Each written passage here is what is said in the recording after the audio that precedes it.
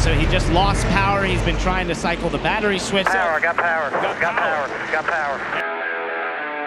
Great look on board with Jeb right here. They get stacked up.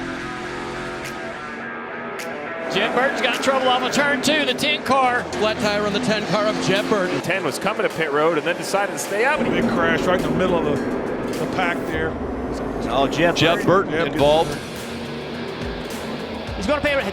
Jeb Burton got pushed by Algar. Great save.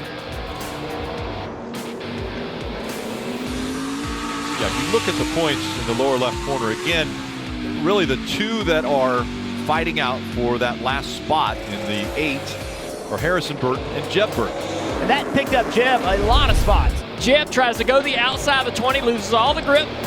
Into the pits he goes. While I was disappointed to be eliminated from the playoffs, there's still trophies to be won. And there's no better place to prepare for a home stretch than my home state of Virginia. Today, Dad and I are at the Ward-Burton Wildlife Foundation property to talk about our family's other passion, land management and conservation. Well, Doug, Sally, thank you all for coming down to Virginia. We've got Brandon, Martin, myself, and Dad here on the foundation property, so thank y'all for coming. So Ward, what's a little background on the foundation and some of the land that we're gonna be visiting and that we're sitting on today? Well, we formed the foundation in 1996 to do really one thing, and that's to give back to our natural resources. And, you know, we focus on 4 things, and that's youth outreach, veteran outreach, and we're at a site right now that's our facility right in the background there that's for veterans exclusively. And then we run a program called Army Compatible Use Buffer, which is protecting 2 National Guard bases that's really critical to our national defense, and that's limiting encroachment, uncompatible encroachment.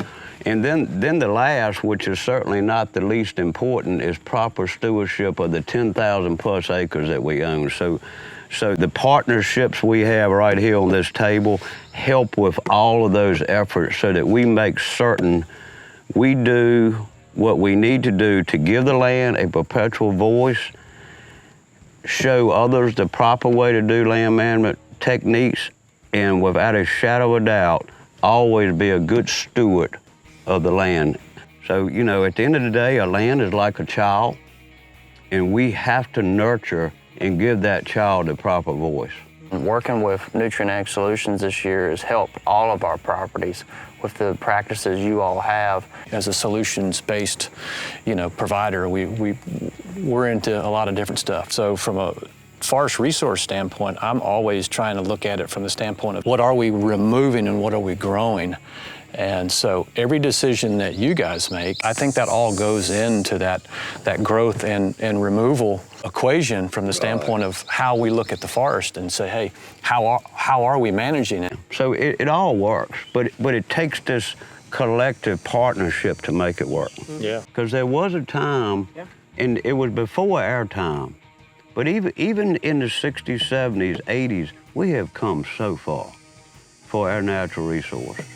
Well, and from the ag side, we're gonna need to make more food on less acres. There's more expansion of cities, of housing, of all those things. Well, the piece of property that I bought, it's just a 100-acre farm, but if I wouldn't have bought it, it would have been chopped up into a neighborhood. Mm-hmm. And I'm about to put a conservation easement on that land, so when I'm gone 100 years from now, it's not ever gonna be that. So Ward, you are playing with snakes all the time on social media. Why are you so excited about snakes? Well, when I was a child, I had this 6-foot black snake up underneath the back porch, and I was probably this tall. Nobody ever told me to be petrified of this little reptile that doesn't have legs. So I can remember, I don't know why, my grandparents was over, and I walked in with this snake, and everybody scattered. And I looked around, I was like, what's going on? So that was my first experience, probably at about 5 or 6 with a snake. Let's go out and get some sunshine and see some of the stuff you guys have been talking about. Ward, I can stage a field of corn when I drive by as to what needs to happen next, but this forestry stuff is pretty new to me. So what stage of management are we in at this particular location? So we're really kind of in the third stage. So Brandon and I, being our consulting force, have made the decision to harvest this tract because it was a mixed bag of hardwoods and pine that were young, but it was not providing future economics and really wasn't very good for wildlife habitat either. We had lots of areas that were 700 to 900 trees per acre. And in a loblolly pine plantation, that's way overstocked. So for those reasons, we felt like a clear-cut harvest was in order to try to get our crop tree density under control. And so we talked about it earlier today. Hey, we've got to prepare the garden for planting. And so that's what we've done here. We've came out here with 2 very selective herbicides and a low-volume backpack application. And it's going to be, you know, by November, December, this whole tract will be brown. It will. And so when we come to plant Jeb and Sally in February, March timeframe, you know, all of the competition for the trees will no longer exist. Well, you've seen this piece and tract of property. Let's go to another, probably a pine forest that we're going to look at, and you can see a different stage of habitat and tree growth. Sounds good. Let's go. And watch out for the snake. So yeah, Jeb, we're here about 6 years advanced from where we were on the last track, judging by these trees. Yeah, it's a good spot for deer and quail and rabbits to enjoy the habitat. I can tell that y'all have done a good job of spacing the trees out, and they're growing well. So when we did the first prep site, we came back 6 months later and burned this whole site. Fire is a great tool when used properly and with the right knowledge to get a site prepared for reforestation. Let's go to another site that is a lot older. Sounds good. Great. All right, well, we got some pretty big trees over here at our last stop today. This stand is roughly 35 years of age, and from a loblolly pine standpoint, that's mature here in Southside Virginia. So we'll have less than 40 trees per acre. Wow. And then we'll use fire to manage that, which is going to promote natural vegetation that's going to be good for, again, the bobwhite quail, rabbit, all the way up to a big black bear.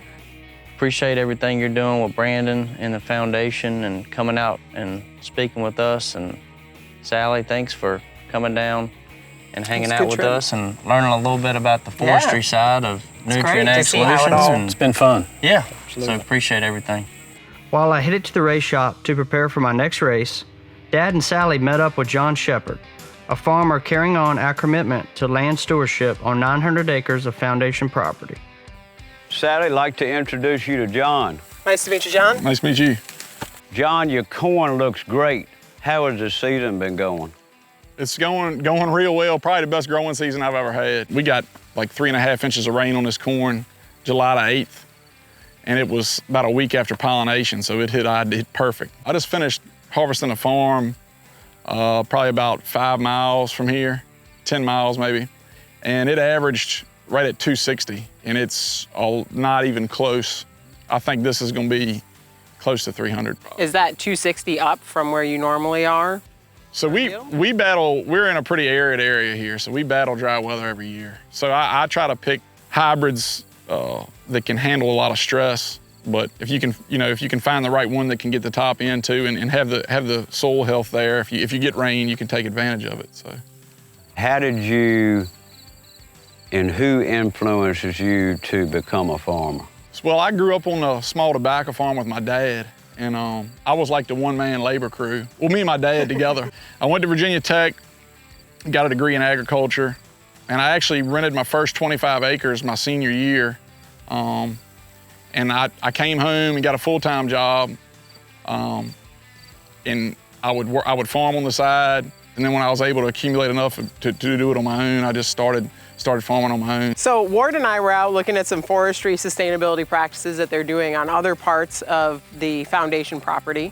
We talked a little bit about cover crop practices. What's your journey been like to get comfortable with having cover crops on your corn land all the time? It wasn't hard because I just started. I didn't know any other way. So the pain in the butt that was to deal with this always was a pain in the butt. Yep. You know, sometimes it can be. But I think from a foundation perspective, we're going to fly cover crop in this corn tomorrow. So when I harvest this corn, there'll be forage up under this crop for wildlife before I ever harvest it. Yeah. So that's a cool thing. All the wildlife and the agriculture just kind of, in the forestry, all of it just blends together. John, of everything we've seen today, I'm so happy for you and your family. All of your hard work is paying off.